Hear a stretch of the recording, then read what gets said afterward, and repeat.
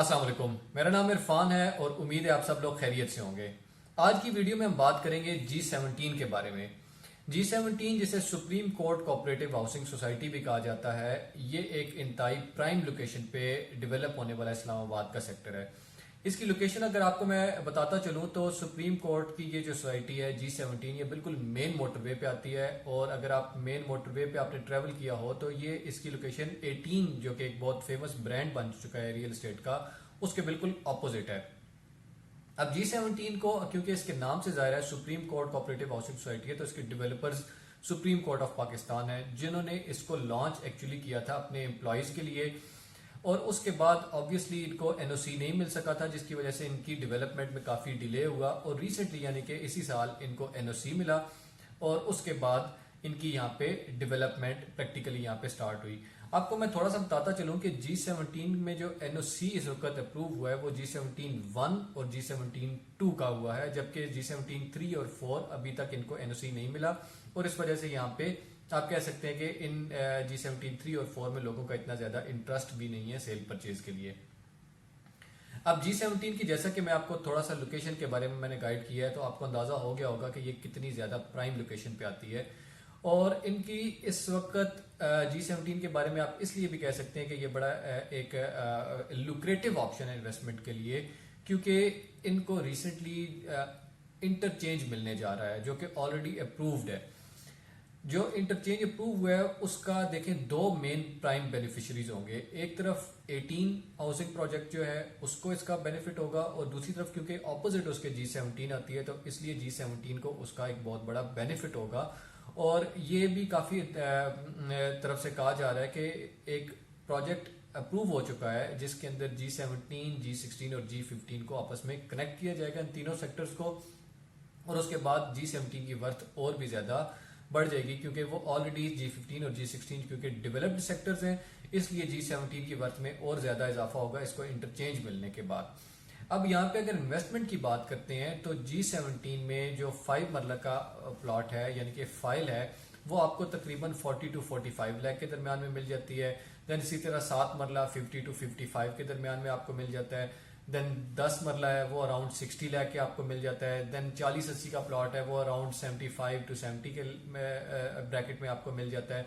इसी तरह आप अगर 1 कनाल की तरफ जाते हैं तो वो आपको तकरीबन 1 करोड़ 15-20 लाख के दरमियान में आपको एक अच्छा प्लॉट वहां पे मिल जाता है। अब आपको थोड़ा सा इसके अगर फाइल्स के बारे में मैं गाइड करता चलूं, क्योंकि लोगों को ज्यादा पता नहीं है, तो उसमें इस तरह है कि G17 में क्योंकि ये एम्प्लॉयज को के लिए लॉन्च किया गया था, तो इसमें 2-3 फाइल्स की कैटेगरी है। उसमें जो सबसे फेमस कैटेगरीज हैं उसको आप, एक जो कैटेगरी है वो एम्प्लॉयज की है, क्योंकि वो जो फाइल्स डायरेक्टली सुप्रीम कोर्ट ने अपने एम्प्लॉयज को अलॉट की गई थी, उन्हीं फाइल्स को हम एम्प्लॉय फाइल भी कहा जाता है। और दूसरी है जनरल कैटेगरी।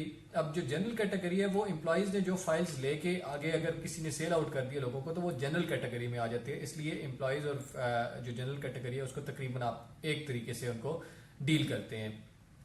अब जो इसमें एक और इम्पॉर्टेंट कैटेगरी है वो डेवलपर की कैटेगरी है। जो डेवलपर कैटेगरी है उसके बारे में आपको मैं इस तरह समझा सकता हूं कि जब G17 ने अपनी लैंड एक्वायर की थी, तो जिन लोगों से एक्वायर लैंड की थी उनको इसके बदले में प्लॉट्स दिए थे, जिनको अब डेवलपर फाइल्स भी कहा जाता है। तो ये इनकी मेन कैटेगरीज थी फाइल्स के हवाले से। अब जो डेवलपर कैटेगरी की फाइल है उसको एडीसी फाइल भी कहा जाता है, क्योंकि उसमें ऑल ड्यूज क्लियर यानी कि होते हैं, उसमें डेवलपमेंट चार्जेस भी इंक्लूड होते हैं। जबकि एम्प्लॉय वाली जो फाइल है उसको आप कह सकते हैं कि वो उसमें डेवलपमेंट चार्जेस इंक्लूड नहीं होते, और at the time of development आपको, at the time of possession आपको इसके जो है ना डेवलपमेंट चार्जेस देने पड़ेंगे, जो कि तकरीबन 1 लाख पर मरला उस वक्त आपसे लिए जाएंगे। अब यहाँ पे इन्वेस्टमेंट क्यों आप कह सकते हैं कि एक अच्छी ऑप्शन है। देखें, इस वक्त G17 या इस्लामाबाद के जो सबसे प्राइम लोकेशन पे अगर कोई इस्लामाबाद में सेक्टर आ रहा है वो G17 है। और आपको पता है कि ऑब्वियसली डेवलपमेंट के बाद ये सेक्टर एक बहुत ही ज्यादा, मतलब कि इसमें आप कह सकते हैं कि काफी ज्यादा प्राइसेस इंक्रीज होने के चांसेस हैं इनके, क्योंकि G15 और G16 को अगर आप इसके साथ कंपेयर करते हैं तो वो काफी महंगे सेक्टर हैं, और वहां पे 1 करोड़ प्लस में आपको नॉर्मल प्लॉट भी मिलता है।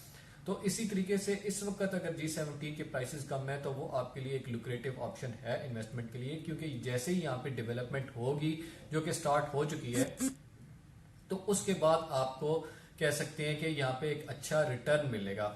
तो इसलिए मेरा तो आप लोगों के लिए यही एक मशवरा है कि अगर आप इस्लामाबाद के किसी सेक्टर में इस वक्त इन्वेस्ट करना चाहते हैं तो देन आप G17 को जरूर कंसिडर करें, क्योंकि ये एक नॉन डेवलप्ड एरिया है जिसको डेवलप होने में भी टाइम लगेगा और डेवलप होने के बाद ये आपको काफी अच्छा रिटर्न दे सकेगा। एक और बात मैं आपको बताता चलूं G17 के बारे में कि यहाँ पे जो फाइल्स हैं वो ऑब्वियसली नॉन बैलेटेड फाइल हैं।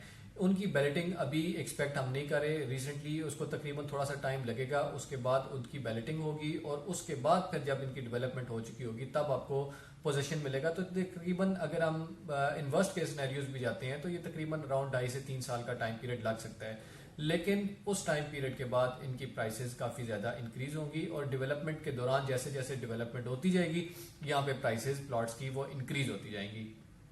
तो ये था जी एक छोटा सा रिव्यू G17 के बारे में। अगर आप यहाँ पे इन्वेस्टमेंट करना चाहते हैं और या रियल एस्टेट के हवाले से आपको किसी किस्म की भी कंसल्टेंसी की सर्विसेज रिक्वायर्ड हैं तो ऑब्वियसली हमारा इदारा आपको इस मामले में हेल्प कर सकता है। तो आप हमें कांटेक्ट कर सकते हैं और काइंडली चैनल को सब्सक्राइब कर लें। इंशाल्लाह आपको आने वाले वक्त में मजीद इंफॉर्मेटिव वीडियोस मिलती रहेंगी। Thank you so much.